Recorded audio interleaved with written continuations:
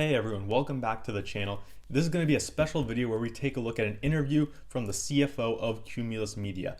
This interview is from just a couple of days ago at the Noble conference. This is something I didn't even know about, and it's a huge conference where a bunch of small cap companies make presentations. The whole interview is around 40 minutes long. In this video, I'm going to put some clips that I thought were the most important, but I'll have the link to the full interview down in the description if you want to check it out for yourself. So the first few clips I'm going to show you from this interview has to do with the CFO talking about the debt of Cumulus Media and how the company has really transformed where it was just a year ago, just in terms of the cost reductions and debt paydown that the company's done. So now with almost $300 million in cash on the balance sheet, this first clip is going to be of the CFO talking about their priorities, whether that's still paying down debt or if it's investing in new opportunities for the business. Go back to 2018 and prior to 2018, the company had a lot of debt. And of course, they've gone through a restructuring.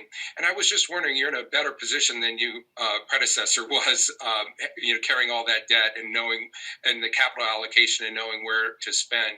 Can you talk a little bit about the new Cumulus Media and the ability to make investment spending and really kind of invest for revenue growth, and how you kind of see that evolving at Cumulus now?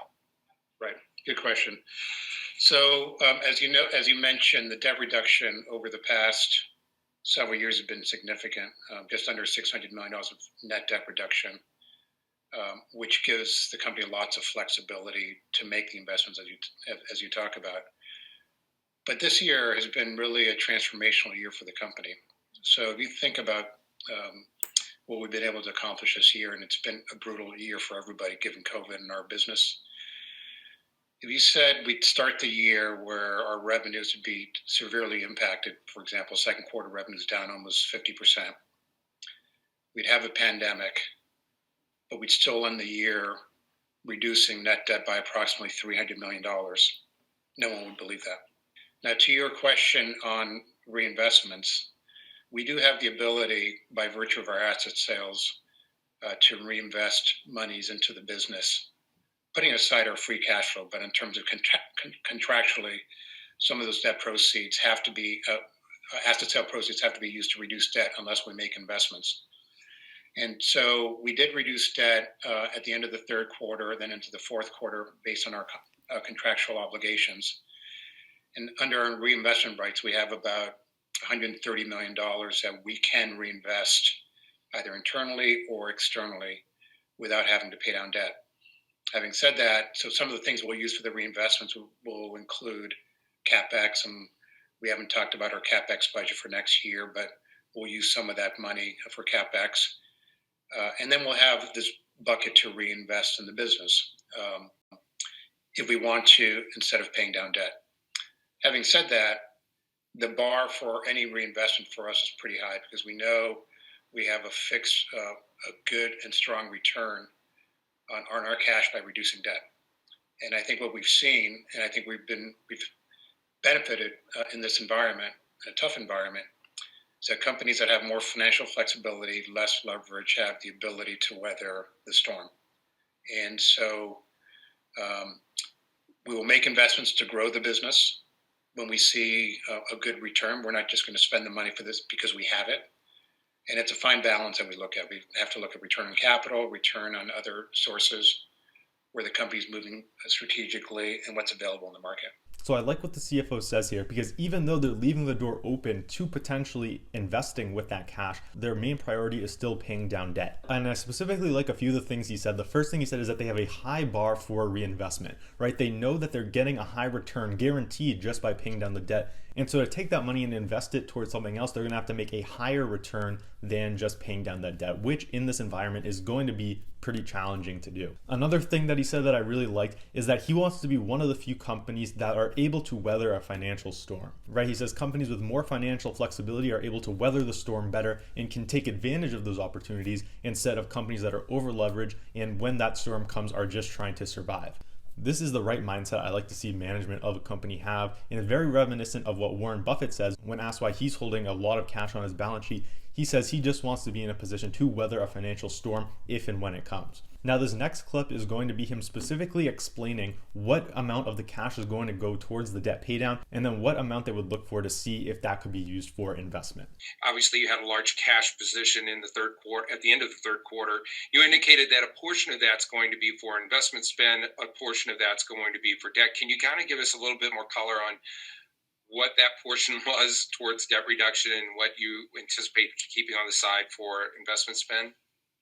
Right. So under our debt obligations, we have absent investments, with the exception of small carve-out baskets. Virtually all the money has to go back to debt reduction, absent an investment. If there are investment opportunities, internal investments or acquisitions, we'll do that. Otherwise, we'll just go straight to debt reduction. Our average cost of debt is about 5.5% or 5%.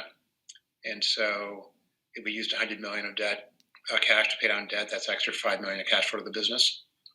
But if we found investments internally or externally that gave us a bigger return, we'd consider that as well. So I like how the CFO lays this out very clearly, and he says the cost of debt is just around 5%. And so what this means is if they can't find somewhere to invest where they're going to get a higher return than that, they're just going to use that money to pay down the debt. Because instantly paying down the debt, you're going to get a 5% return just from the interest that you no longer have to pay. This next clip is going to be the CFO talking about ultimately the total amount of debt that he wants the company to end up at. Can you talk a little bit about your debt leverage at year end? What are you comfortable at? What are the restrictions that you have currently? And talk about maybe your debt goals as you go into 2021 and 2022. Right.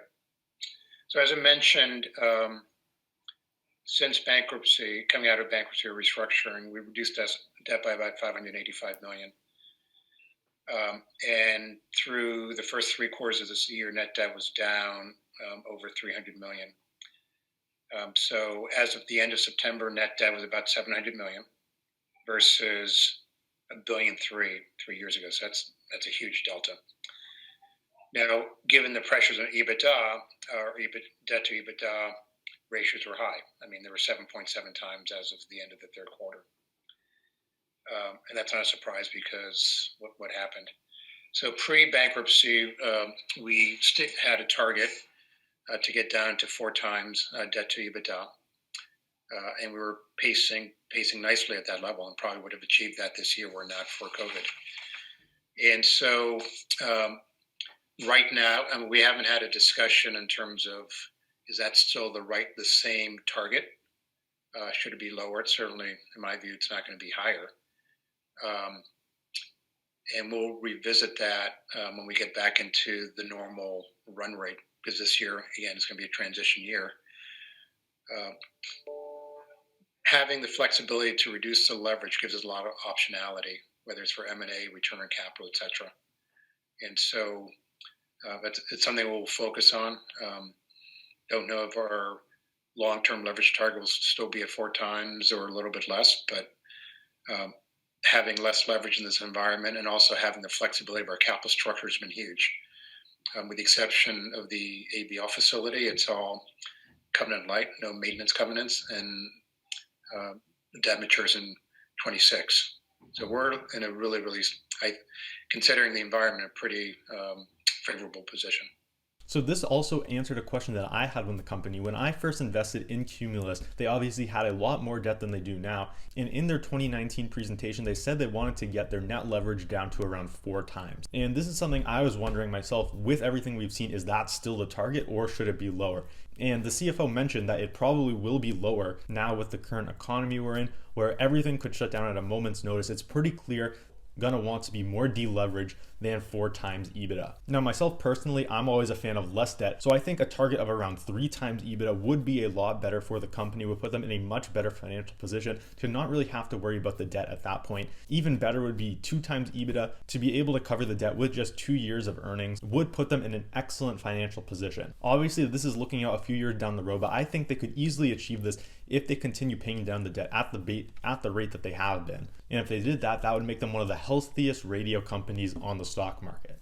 Now, this next clip is going to be about the cost cuts that Cumulus Media made in 2020. I talked about this in many of my videos about the company, how they underwent severe cost cutting in 2020 to be able to remain liquid and continue paying off the debt. Going back now to the cost cuts, because there, as you mentioned earlier, you had substantial cost cuts in 2020, reducing costs by $85 million, and maybe you can update that number for us. If it was greater than that. But what are your thoughts about 2021 as you say it's a transitional year? Do you anticipate that there be further cost cuts, opportunities to cut costs, and so forth? Right. So obviously, I can't give it a lot of detail in 21 now. I will through earnings, but you're right. We did signal that we would cut at least $85 million of costs in 2020. And that's something that we're happy against that benchmark where we ended up 2020. And importantly, we talked about of the cost cuts that we made. I mean, some were temporary, of course, including furloughs, sports rights costs, but many of them were permanent, particularly with the second wave of cost actions we went through in the summer, which include a reduction in force. So we did mention that in 2019, of the $85 million of cost cuts, 19 were permanent in 2020. But since many of those costs were taken out in the second half of the year, that would scale into a number like 36 million for 2021 versus 2019. We're working differently than we have, and that gives us the opportunity to look at our business differently. And our goal is to continue to drive the revenue, put the great content on the air, but doing it in a way that we can improve our operating leverage. And you talked about 2019 revenues. Well, we don't need to get back 2019 revenues to generate attractive EBITDAs by virtue of the operating leverage we have in the business by taking out the costs. And that's one of the things which we're all very focused on. So like the CFO said, huge cost savings in 2020 from cutting costs. Some of them were temporary, but the permanent cost reductions will equal around 36 million per year going forward. And that's huge because they can now use this 36 million to pay down debt or reinvest in the company. Now, when I first invested in Cumulus Media, they had a market cap of under 100 million. And so to save an extra 36 million per year is just huge value creation based on the valuation that I started my position in. And even at current prices, this amount of cost savings is a huge boost to what the company can do. Now, this last clip is going to be about the podcast segment of the business. As I've said, this is their fastest growing part of the business, and it's interesting to see how they'll continue to invest in this in the coming years. Can you give us a little flavor on and color about the growth trajectory of the podcast business? How much is it generating, or how much did it generate in revenues in 2020? And maybe some color on maybe the margins that you have in the podcasting business at this point. We haven't announced fourth quarter, so I'll give you some numbers through the first 3 quarters of this year. So our total digital revenues for this, as reported, for the first 3 quarters is in the range of 62 million. Versus 55 million last year. So the total digital was up about 12% for the first 9 months. We used to say that our digital businesses were roughly a third in terms of contribution. So a third streaming, a third C-suite, and a third podcasting. Podcasting is growing much faster than the other parts of the business. So podcasting is more than a third of our revenues. And so you can do some of that math. So the podcasting business for us, I mean, there are different channels. When you look at podcasting, everyone's talking about podcasting, and there are different business models. Our model is basically to partner with content with content providers, and then use our sales force to generate revenues. And so our business model is mostly a rev share model.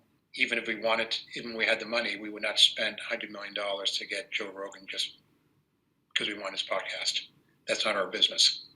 Not saying it's a bad deal for them, but we want to leverage our sales force to generate revenues for the content creators and ourselves. So as a result, when we stood up the business, it was profit from day one. And the profitability scales on the revenues. And so we're fortunate to have 3 of the top 10 podcasts out there and news talk. And our role in the space is to continue to grow that talent such that we can use our Salesforce machine to grow the pie. So it's a fast-growing business. It's a profitable business. It's a rev share business. It doesn't have the same margin as our terrestrial radio, but it's a good business for us, and it's an important one. And it gives breadth to our advertisers who want to different audio channels out there. And I really like how he talks about this part of the business, because he says the priority is on growing the podcast part of the business, but only if it's profitable growth. This approach is much better than all of these other high growth companies out there that say we want to grow at any cost. It doesn't matter how much cash we're burning as long as we show that revenues are growing, because that's ultimately not a sustainable way to run a business. And most of the businesses that operate that way, their main objective is to show that they're growing at a fast rate than to sell out at a high multiple. So obviously, as a long-term shareholder, that's not something you want to see, and you would much rather have this path of slow, steady growth that Cumulus preferred. I also like how they put a priority on a lean business model where the podcast part of the business has been profitable since day one. This just goes to prove that even high growth businesses can be able to remain profitable if that's their objective. So that's it for this video. Overall, this was a fantastic interview that gave me a lot of new insights into the company and where they're planning on heading over the next few years. Again, I'll have the link to the full interview down in the description, so definitely check that out if you're interested in this company and if you're even invested in them yourself. This company's come a long way since I first invested in them back in April of 2020, and I'm excited to see what they'll be able to accomplish this year and beyond. So that's all I wanted to show you for this video. If you found some value out of this, hit the like button to help YouTube push out this video to more viewers. If this is your first time watching one of my videos, be sure to subscribe and hit the bell icon so you don't miss any of my new uploads. And so that's it for now, and I'll see you on the next video.